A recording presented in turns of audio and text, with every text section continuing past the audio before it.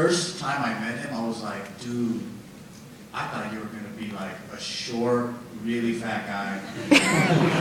But he's actually tall, like he's like 6 feet tall. He's like 6'1" or 6'2". Yeah. And then he's really good at basketball too. So we played a lot of basketball together and like, yeah, and we became friends. That's how I met. Would Yes. you guys ever let anybody on JK prove that didn't like McDonald's? Will we kick them out if they don't like McDonald's? Would you ever let anybody on crew that didn't like McDonald's? Did we? Yeah, except for Gio, that Bitch. McDonald hating bitch. No, she actually likes McDonald's. She's just not a connoisseur like me. Like she doesn't dabble into the fish fillets or like the exquisite chicken McNuggets. She just stays with her basic ass like cheeseburger and apple pies and fries. She ain't a real connoisseur. She's just not sophisticated when it comes to purchasing McDonald's, you know? She's just basic bitch. Yeah. The McGay no, but I see people make it, but it doesn't, I guess. How are you gonna mess up perfection? That's my question. Next question. Right there. How do your parents feel about your careers? My parents. That's a good question. The fight's about to start. Ooh. It's a really good question because we both have really different kind of parents. Like, he's got the traditional Asian parents that like pretty much look at him as if he just said fuck you to their face by Like Ching Wing. Yeah, by pursuing this passion. Like I said, grew up in a music, like my parents were musicians, so they wanted me to be like an entertainer actually. And this is really weird because I didn't grow up knowing that there was a stereotype with Asians like, oh man, yeah, there's no way I could be an entertainer. My parents want me to be a doctor. And I'm like, what the fuck? Seriously? I had no clue because they would be teaching music, voice, all that stuff. And so they grew up in a household that was really cold. Like both of their parents were like business people, CEOs. The freezer's just on the whole time. Like, there was no togetherness, right? So then when they raised me, they were like, don't do business. I'm actually an entertainer, but like I'm actually doing business, you know? But anyways, they didn't want me to do business, they didn't want me to do medical, they didn't want me to do anything like that. They said, I want you to connect with the world. So I'm actually doing what my mom wanted me to do, which is connecting with people and having fun and spreading joy.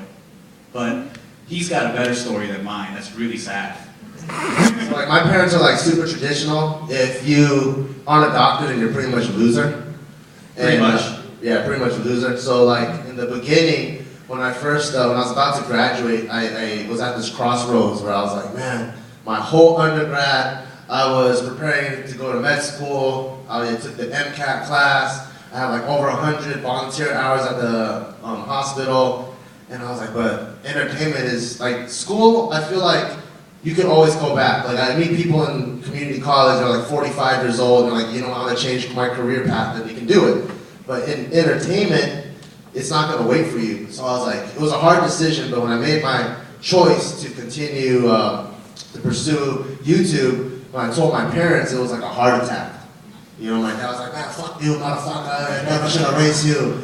And then my mom, you get mad. yeah, he was getting pissed, and so was my mom. They're like, what the hell you want to be homeless for? And then now, when we finally got our first office, my dad walked in and he'd be like, oh shit, this is crazy, this is real. And both of my parents, they were able to, I guess once they saw that our careers and we're not throwing our life away, like we're like just trying to be impulsive and we actually have something going for us, it really changed their mind.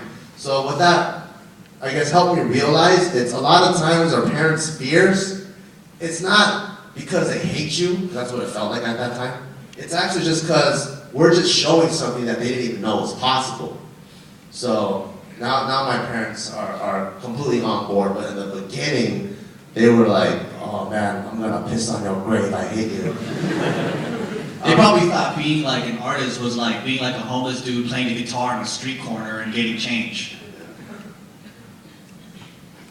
What? Next question? Yes. Why didn't you ask it back then? So you got something to share about your period? Go ahead. Tampons or pads? Go. Both at the same time? Damn, you make a lot. She's married. She's just like, You're fertile. what do you say?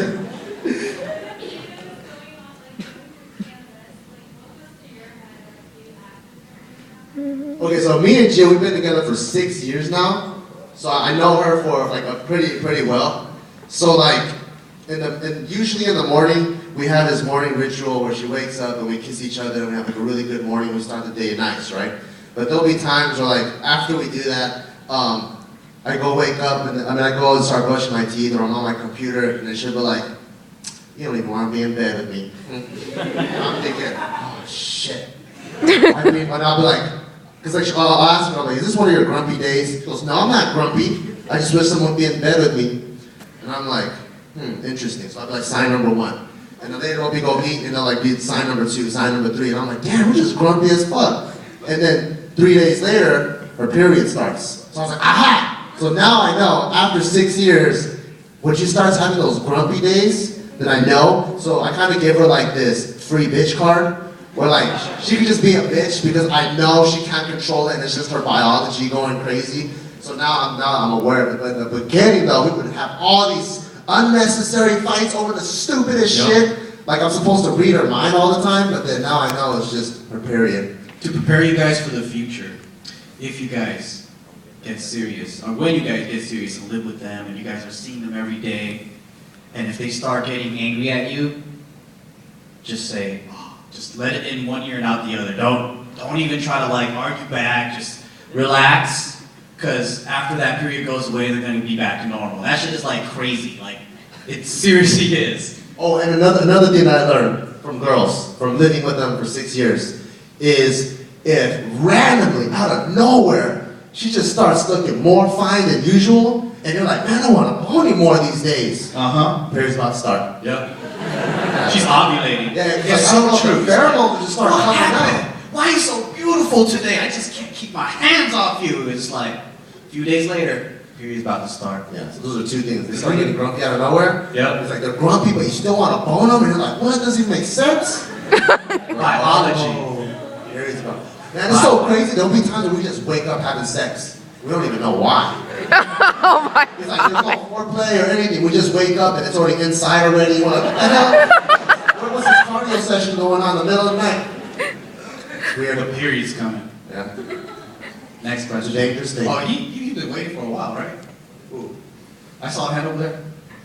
Double glasses over there? The one with the on his neck and on his face? Yes. What would you say your favorite or your craziest JK News story is? Craziest. I don't even remember the JK Every story. single JK News story is crazy.